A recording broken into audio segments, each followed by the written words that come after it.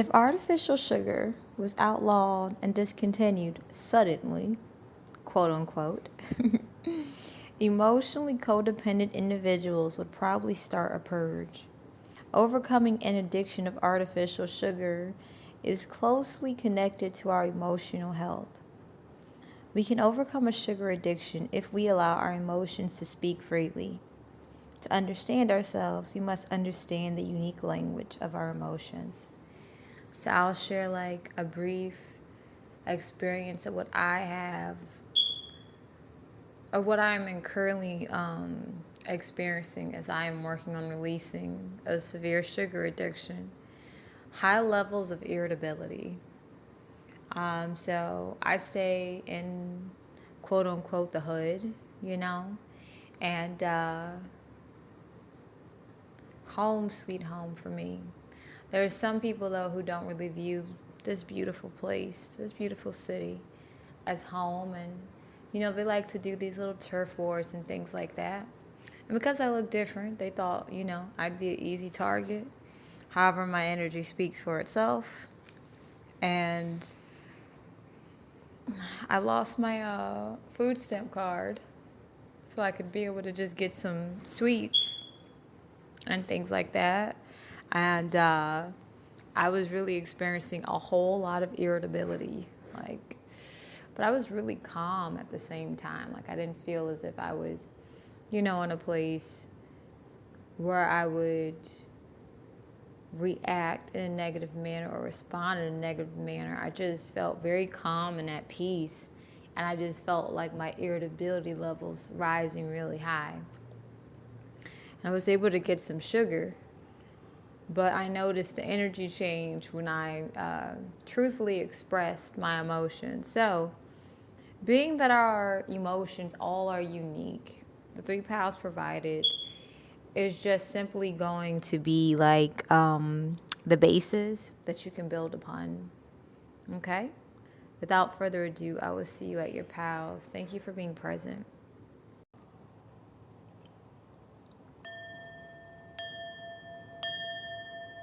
Hey, Pal One. So we're doing a live shuffle. All right, to understand the language of your emotions. Thank you for being present for your own evolution. Okay.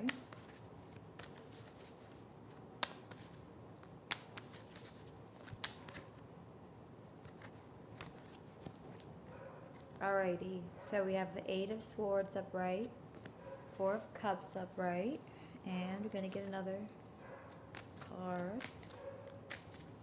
I love how each deck of cards just sounds differently. And we have 5 of Diamonds and Orange. So, the language of your emotions is so rich and deep. I feel that, Pal 1, you've experienced high levels of narcissistic abuse, okay?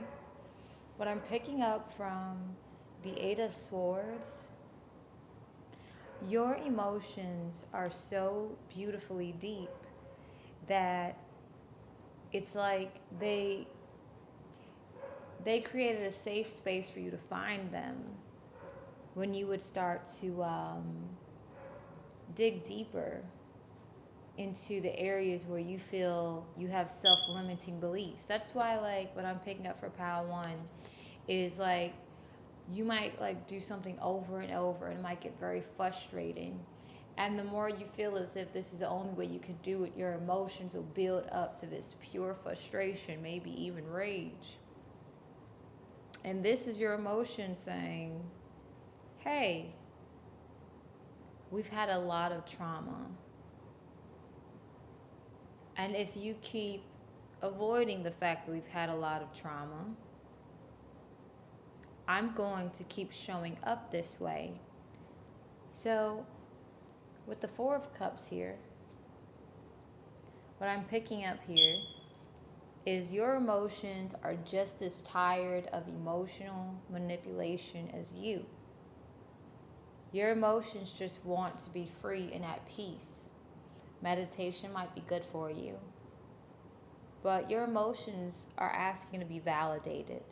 So what I'm picking up so far about the language of your emotions is that if you do not actually take the time to be present with your emotions, they're going to be very volatile towards you. And you have to be accountable that if you choose not to develop self-discipline and self-control in the age of Aquarius that we're in, you know, karma is going to be amplified, okay? So also what I'm picking up, a message from your emotions, is that they are so rich and plentiful, but they have been made to believe that they're in lack. So I feel like perhaps some of you have been seeking outside validation for emotional support, and you're being asked to reparent yourself. I feel like some of you could possibly be experiencing extreme confusion, extreme guilt, maybe even poverty. And the only way to actually stop this is to allow your emotions to express themselves in a healthy manner. If you allow yourself to express your own emotions in a toxic manner, then that's going to backfire on you, okay? That is it, Pile 1. I hope that helped you.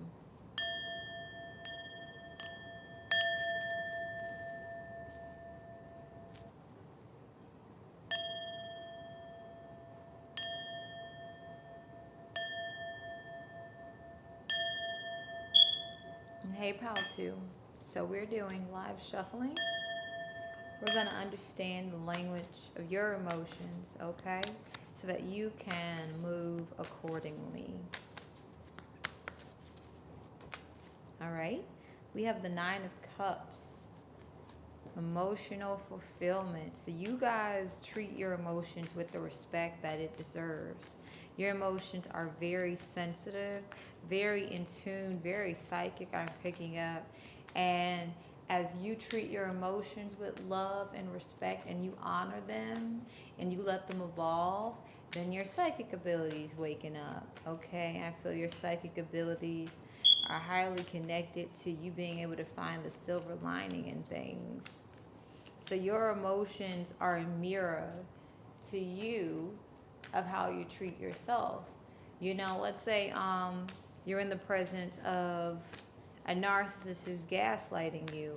Let's say you're taking the necessary action to breathe and acknowledge that what is taking place is not my reality and I do not like how I feel, you know, about being in this energy, but I know that this is temporary.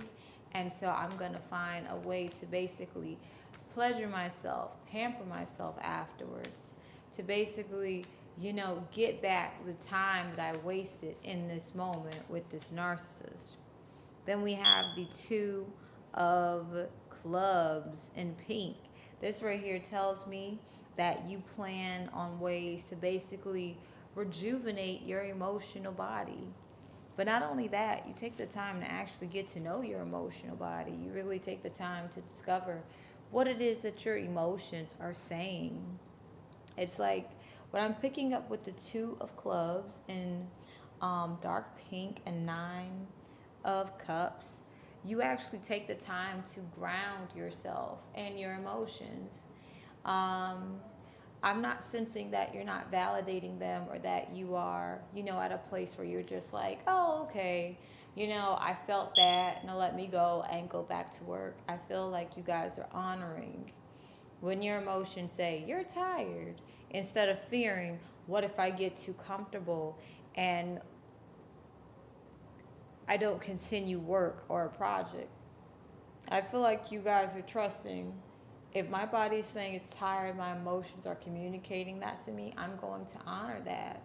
Not only am I going to honor it, I'm going to take the necessary time I need to rest and realize that as my emotions are maturing, then that means whatever, you know, creative endeavor that I'm working on is going to be that much more richer with a balance and a grounded approach so that it can stay around for a while. I feel like you guys have gone through that phase where you guys have got a lot of creative energy, you know, with your emotional build, and you a lot of downloads I'm picking up for Pal 2. You would just try to do it one after the other, and you would get frustrated because it just seemed like you just got so many downloads of creativity and you didn't know what to do with it. And now it's like you're trusting. These ideas aren't going to be lost. They're just going to be evolving as I'm taking the time to evolve and rest and be an Empress energy and receive. And that is what your emotions are doing. As you're learning to receive, your emotions are blocking negative energy and leading you to really high vibrational experiences. Congratulations, Pal 2.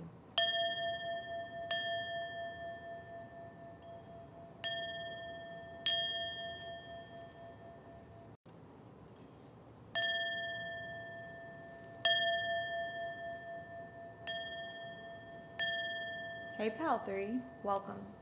So we're going to be doing a live shuffle to understand the language of your beautiful emotions. Okay.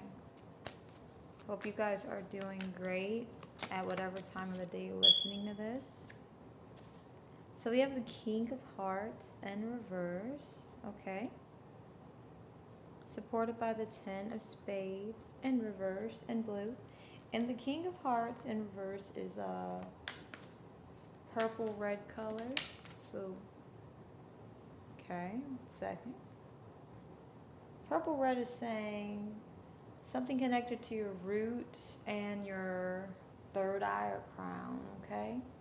Then we also have the Ace of Wands, supported by the 9 of Cups.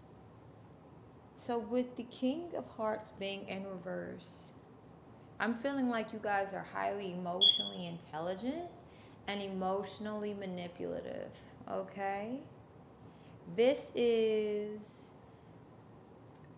the pal that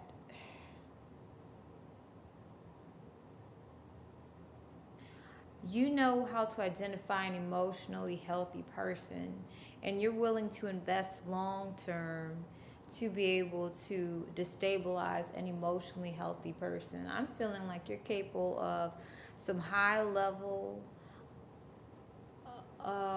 levels of gaslighting to the point where you're willing to instill fear psychosis into people so that you can be able to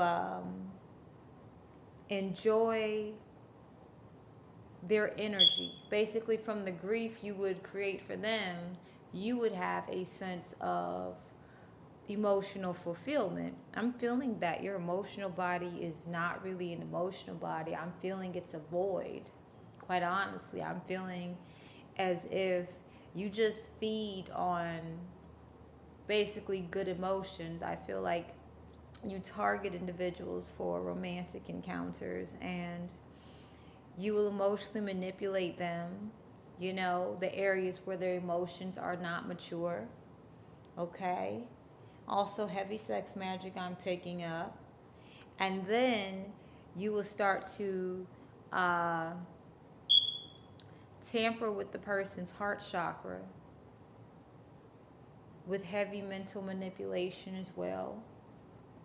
And to the outside world, it would seem as if you are at peace and things like that, but really you're just would be using someone's high vibrational emotions to stall like your biggest fears. You would basically be using someone's high level vibrational emotions to hide your biggest fear of rejection.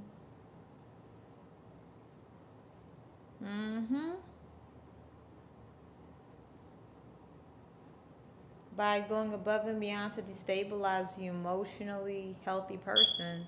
I feel like your level of intelligence is super high. That's why you specifically target high vibrational, emotional, fulfilled beings who are in a state where they don't know or where you assume they don't know. So the language of your emotions, you don't actually have emotions, but you know how to acquiesce to what people will assume as emotions. However, when people learn emotional intelligence, they actually end up getting rid of you. This starts a chain cycle where you start attracting other people who would discard you as well.